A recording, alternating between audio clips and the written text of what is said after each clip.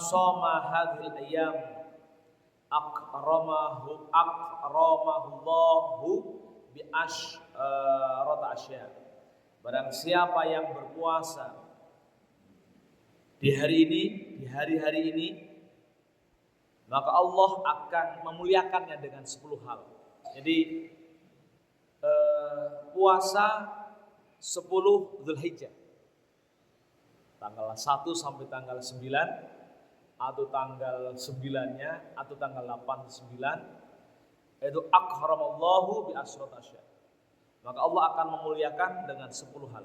Pertama adalah al-barakatu fi umrihi, keberkahan di umur-umurnya. Jadi berkah, sekali berkah itu maknanya adalah ziyadatul khair, tambahnya kebaikan. Nah, kalau sisa umur kita berkah, insya Allah setiap detik yang kita lewatkan akan senantiasa terlihat kebaikan yang tambah. Insya Allah dengan puasa tadi, di baik salah 1, 2 hari atau bahkan 9 hari selama bulan Dzulhijjah, kita akan merasakan, akan mendapatkan al-barakatu fi umri, berkah di dalam umur kita. Saya kira memang yang kita cari itu keberkahan. Orang kalau umur berkah, ya, kalau umur berkah, ketika sakit, ketika sehat, ya kita bisa menunaikan ibadah, bisa menunaikan kebaikan-kebaikan, amal soleh, kata-kata yang keluar selama hidup akan baik. Ketika sakit pun senantiasa berzikir dan menerima pasrah pada Allah, tidak putus asa. Karena kalau orang putus asa itu kan menghapus pahala. Itu ciri-ciri berkah. Mau sakit, mau hidup, tetap membawa kebaikan bagi yang memilikinya. Yang kedua, waziyadatu fi malihi, ada tambahan. Ada tambahan di dalam harta bendanya, mendapatkan penghasilan di dalam hartanya. Wallahu alam seperti apa bentuknya, tapi ada rasa tambah. Kalau usaha ada tambah keuntungannya, kira-kira itu. Kalau kerja ada bonusnya, kira-kira begitu. Ya, wallahu alam, Allah akan memberikan banyak pintu untuk menambah penghasilan kepada umat yang dicintainya. Wal hifdzu fi iyalihi, akan dilindungi keluarganya.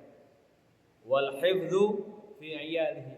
Saya kira ini juga satu hal yang kita harapkan. Karena apa? Karena perlindungan terhadap keluarga dari segala mara bahaya, baik bahaya lahiriah maupun bahaya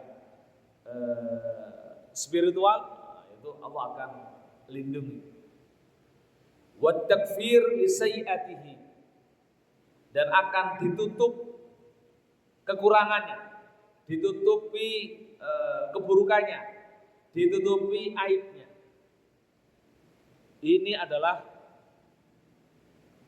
juga imbas atau manfaat dari berpuasa itu. Apa? Bayangkan kalau kita itu kan sebenarnya aibnya kan banyak, keburukan kita itu banyak. Hanya saat ini Allah belum membukakan aib kita. Bayangkan, misalkan ketika Allah membuka aib siapapun, itu langsung rut. Contoh kasus ketika aib orang melakukan dosa, melakukan korupsi. Itu kan ketika kebuka satu, aibnya kebuka semua. Siapa yang kasus menteri, siapa yang pertanian misalnya. Padahal kasusnya korupsi pertanian. Kenapa sampai ke anaknya? Kenapa sampai ke istrinya? Kenapa sampai ke saudara-saudaranya? Itu kan dibuka semua aibnya. Bayangkan, sungguh memalukan. Menggunakan jabatan karena istrinya kalau ke salon minta, anaknya mau ke salon minta, mau beli mobil saudaranya minta, pakai dari anggaran negara, kan gitu. Dibuka. Itu kan aib besar. Belum aib-aib kecil. Aib-aib kecil itu kan banyak. Banyak kasus misalkan kita sering kadang juga tidak milih-milih orang. Kadang ustadz, kadang siapapun itu. Ustadz misalkan, ketika suatu saat misalkan nambah pasangan, itu bukan nambah pasangannya dia ngapain? Wah, itu diungkap semua. Itu namanya aibnya terbongkar.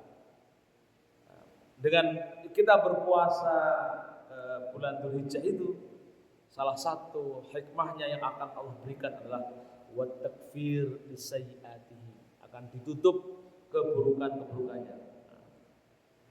Yang selanjutnya wa tad'if li hasanatihi, akan dilipat gandakan kebaikannya. Dilipat gandakan kebaikannya. Allah alam seperti apa?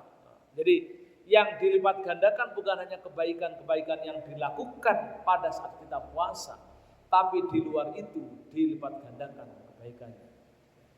Ini akan menjadi pertimbangan nanti. Ketika kita nanti di yaumil akhir, jangan kaget kalau tiba-tiba timbangan amaliyah kita lebih berat. Ini karena berkahnya berpuasa sunat bulan Dzulhijjah. Karena kebaikan-kebaikannya meskipun ketika kita puasa nggak usah membayangkan itu. Karena kalau puasa yang paling bagus, apapun ibadah yang paling bagus, niatkan libtigha mardatillah. Masalah Allah memberikan hadiah, dilipat gandakan kebaikannya, ditutupi aibnya, dilindungi keluarganya, tambah hartanya, berkah di umurnya, itu hanya hadiah. Hadiah yang jangan dijadikan tujuan. Itu beribadah yang baik itu begitu. Yang selanjutnya wa tashil li sakarati mautihi, akan mudah ketika menghadapi sakaratul maut. Mudah, enggak susah. Naudzubillah, kita kalau di nazak, masa-masa nazak itu kalau dibuat mainan malaikat itu kan menyedihkan. Nyawa tarik kembali lagi, kan buat mainan. Karena si makhluk atau hamba ini adalah sering bermaksiat kepada Allah, melakukan kekafiran, melakukan kemungkaran, tidak pernah beribadah, itu kan buat mainan. Malaikat tarik, nanti udah sampai kepala turunin lagi, terus sakitnya luar biasa.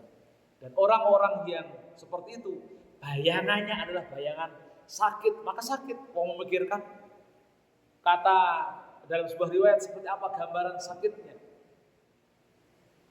Gambaran sakitnya itu kan seperti disayat-sayat 7 kali sayatan rasanya oleh belati atau silet, katanya begitu. Makanya ketika Nabi Daud alaihissalam, Nabi Daud ya,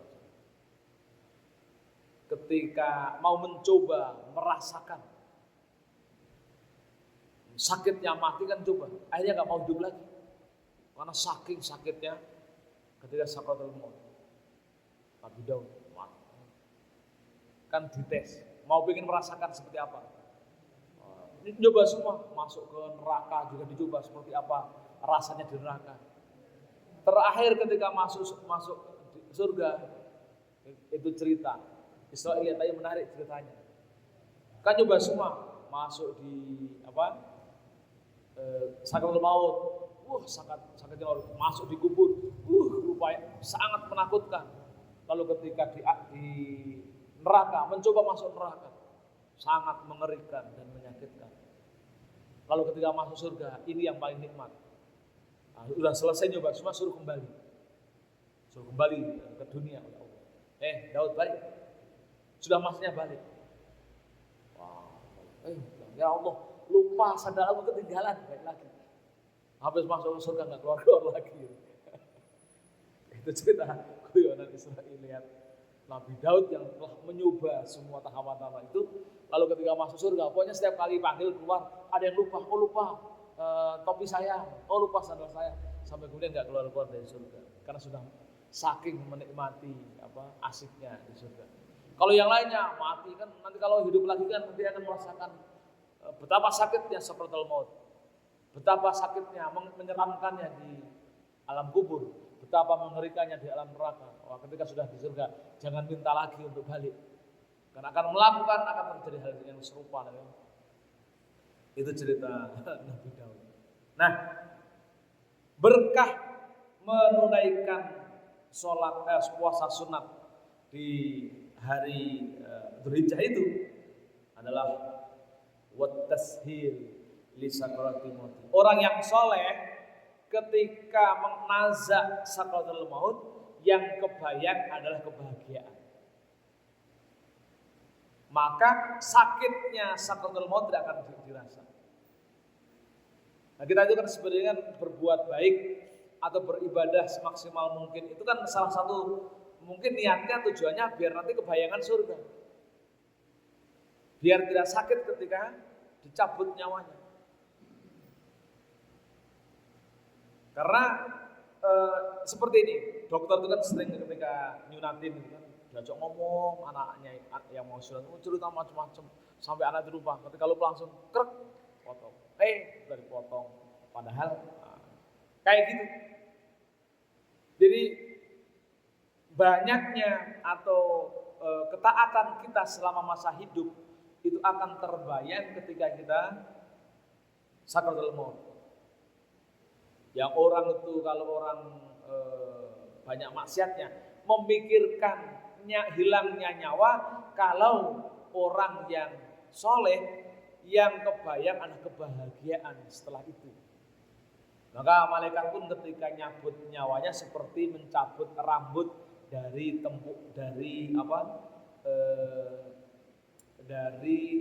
tengah-tengah tepung, nyabutnya. Kalau orang yang maksiat itu nyabutnya kayak nyabut kawat berduri dari jerami dan benang-benang. Tarik grok, makanya kayak mainan grok. Karena kalau pas lepas itu, nah ketika kembaliin tarik ulur, tali ulur itu sakitnya luar biasa. Ini tanggal 1 Dzulhijjah itu kapan? Minggu ya? Minggu itu Sabtu? Minggu 17 itu hari Senin. Ya kalau bisa 9 hari itu puasa, kalau enggak ya 2 hari sebelum Lebaran. Kalau nggak bisa lagi sehari saja yang sebelum puasa Arafah kan gitu ya. Wa waqtiya li dhulumati qabrihi wa tadhkil li mizanihi. Yang selanjutnya hikmah atau berkah dari puasa itu adalah akan ada penerangan li dhulumati qabrihi, di kegelapan kuburnya. Wa tadhkil li mizanihi, dan memberatkan timbangan amal kebaikannya. Jadi nanti di kubur itu, jadi jangan bayangkan ketika orang soleh di kubur itu lalu ketika bangun itu seperti kubur yang sempit, itu yang nggak bisa duduk. Alam ruh bagi orang-orang yang soleh, alam barzah itu ya seperti berandanya surga. Jadi beranda itu berarti teras. Jadi belum masuk tapi sudah menghadapi. Maka orang yang berpuasa di bulan Dzulhijjah, maka dia akan selama kuburnya akan mendapatkan kebahagiaan, penerangan. Kalau tidur bisa pules, tahu-tahu bangun ketika yaumul mahsyar nanti. Kan gitu. Karena tidak merasakan, karena saking bahagia selamanya. Nah, kita berharap kalau kita bisa menunaikan puasa itu, puasa Dzulhijjah itu bisa mendapatkan manfaat hikmah ini. Wa tadhkil mizan, dan juga timbangan kita menjadi berat tadi ya, karena kebaikannya dilipat gandakan, maka kemudian nanti pas di yaumil mahsyar, yaumul hisab, timbangan kita ujuk-ujuk berbobot. Nah, kan begitu. Wan najah min darakatihi, dan selamat min darakatihi, selamat selama perjalanan menuju akhirat. Wasu'ud ala darajatihi, dan derajatnya akan dinaikkan. Derajat. Lagi-lagi berbicara derajat bukan hanya kekayaan material. Status sosial itu bukan hanya kekayaan material. Bisa pandangan orang menjadi lebih baik terhadap diri kita. Bisa itu wasu'ud fid darajat.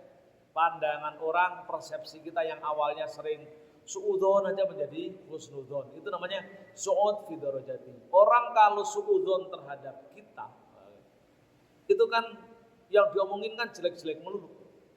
Tapi kalau salah satu hikmah ini, karena kita menjalankan puasa, Allah memberikan status derajat kita lebih baik. Oh, yang tadi suka ngomongin jelek menjadi baik. Itu kan menjadi asik.